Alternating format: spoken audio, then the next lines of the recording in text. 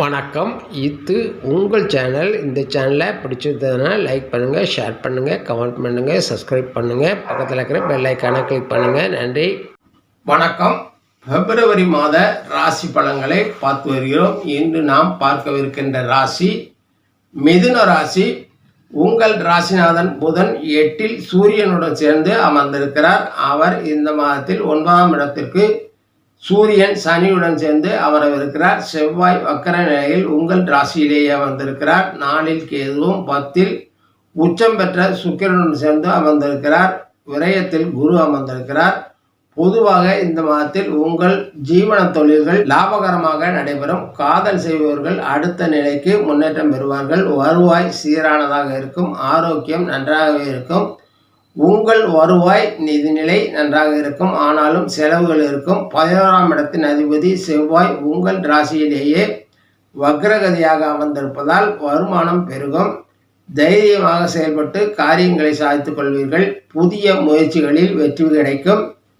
குரு சாதகமான நிலையில் இல்லாமல் விரயத்தில் அமர்ந்திருப்பதால் சில இடர்பாடுகளை சந்திக்க வேண்டியிருக்கும். பணம் சம்பந்தமான தொழில் செய்பவர்களும் பணத்தை கையாளும் வேலை செய்பவர்களும் அதிக கவனமுடன் செயல்பட வேண்டிய மாதம் இது. யாருக்கும் ஜாமீன் கொடுக்காதீர்கள். அதில் நீங்களே அந்த பணத்தை செலுத்த வேண்டிய சூழல் உண்டாகும். உங்கள் ஆரோக்கியத்தை பொறுத்தவரை நல்லபடியாகவே அமையும். 6ஆம் இடத்த அதிபதி செவ்வாய் உங்கள் ராசியிலேயே அமர்ந்திருப்பதால் ரத்தம் சம்பந்தமான தொற்றுக்கள் ஏற்படலாம். உடம்பில் காயங்கள் போன்றவை ஏற்பட வாய்ப்புண்டு. அவை சிறிய அளவாக இருக்கும். பெரிய பாதிப்புகள் இருக்காது. நீண்ட கால தொடர் நோயாளிகள் தங்கள் தொடர் சிகிச்சையை தொடர்ந்து சிறப்பாக கவனித்துக் கொள்வது நல்லது.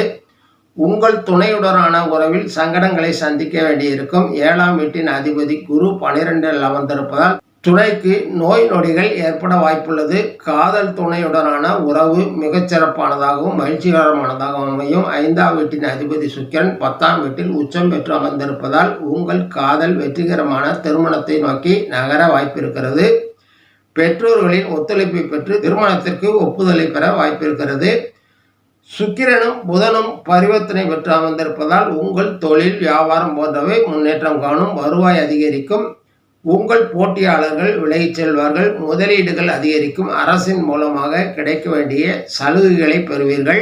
உங்களிடம் பணிபுரிபவர்களின் முழு ஒத்துழைப்பை பெறுவீர்கள். உற்பத்தி துறையில் இருப்பவர்கள் கட்டுப்பாடியான விலை கிடைத்து தொழிலை லாபப்படுத்திக் கொள்வீர்கள். வேலையில் உத்தியோகத்தில் அமர்ந்திருப்பவர்கள் பணப்பயன்களை பெறுவீர்கள். உங்கள் திறமை புத்திசாலித்தனம் உழைப்பு அங்கீகரிக்கப்படும். உங்கள் மேலதிகாரிகள் மற்றும் சக ஊழியர்களின் முழு ஒத்துழைப்பையும் பெறுவீர்கள்.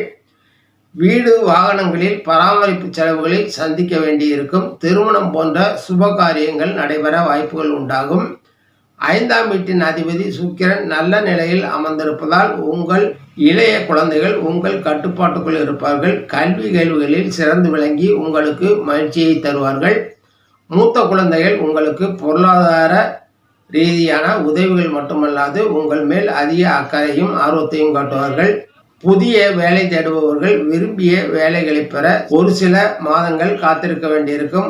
அதற்கிடையே கிடைத்த வேலையில் அமர்ந்து கொண்டு செயலாற்றுவது நல்லது. கல்வி கற்கும் மாணவர்கள் இறுதி தேர்வு நெருங்கி வருவதால் வீண் பொழுதை கழிப்பதை தவிர்த்துவிட்டு கல்வியில் அதிக அக்கறை காட்ட வேண்டும். கலைஞர்கள் தங்கள் நிலையை தக்க வைக்க அதிக உழைப்பை கொடுத்து வெற்றி பெறுவார்கள். வருவாய் சீரானதாகவும் சிறப்பானதாக அமையும். உங்கள் படைப்புகள் வெற்றி பெறும். ரசிகர்களின் பேராதரவும் இந்த மாதத்தில் உங்களுக்கு கிடைக்கும். அரசியல்வாதிகள் கடும் முயற்சியும் உழைப்பு செலவுகள் இவற்றை வைத்தே வெற்றி இலக்கை அடைய முடியும். எளிதாக முடியும் என்ற நினைத்த காரியங்கள் கூட இழுபறியாக இருக்கும். எதிரிகள் மூலமாக தொல்லைகளை சந்திக்கலாம். பொதுவாகவே இந்த மாதம் கலவையான பலன்களையே சந்திக்கவிருக்கிறீர்கள்.